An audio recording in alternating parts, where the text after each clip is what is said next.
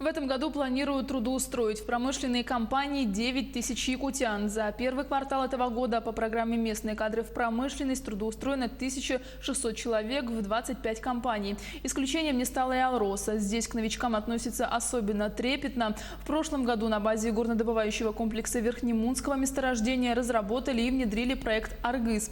Он призван помочь в адаптации новых сотрудников. Подробности в материале Юрия Осипова. В условиях разразившейся пандемии крупные компании стали делать больший упор на местные кадры. Свою лепту в этот процесс вносит и компания «Алроса». Я знаю, что Александр Сергеевич Николаев крайне активно занимается этим вопросом.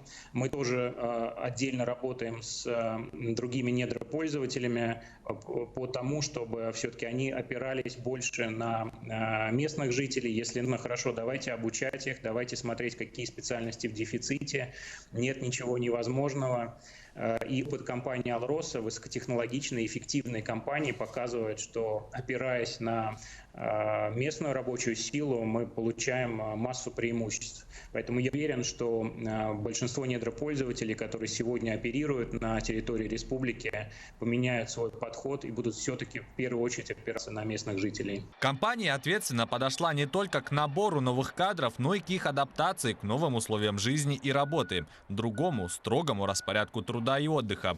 В прошлом году на базе горнодобывающего комплекса Верхнемунского месторождения разработали и внедрили проект «Аргыс», призванный помочь в адаптации людям, ранее незнакомым с промышленными видами деятельности, к реалиям крупного индустриального производства.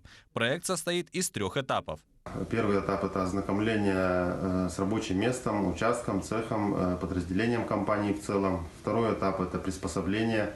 Этап, когда работник вписывается в коллектив, решаются проблемы и вопросы, с которыми сталкивается новичок.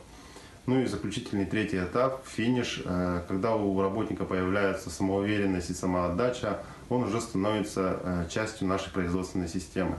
«Аргыс» в переводе с якутского «спутник». К новичкам прикрепляются наставники, которые и проводят своих подопечных через все этапы проекта.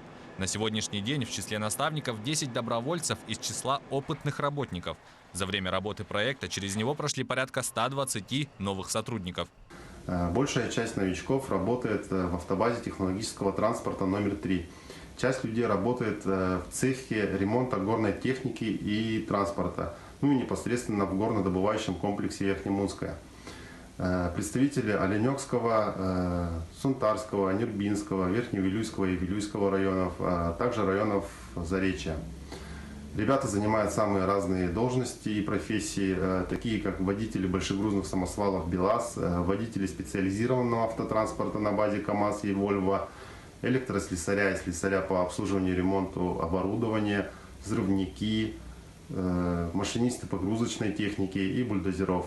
Всегда сложно приходить на новое место. Новому сотруднику нужно время, чтобы привыкнуть и адаптироваться. От того, насколько успешно человеку удастся влиться в новый коллектив, будет зависеть дальнейшая работа. Проект «Аргыс» направлен на то, чтобы сгладить эти шероховатости и ускорить адаптацию. Сегодня он уже зарекомендовал себя с хорошей стороны.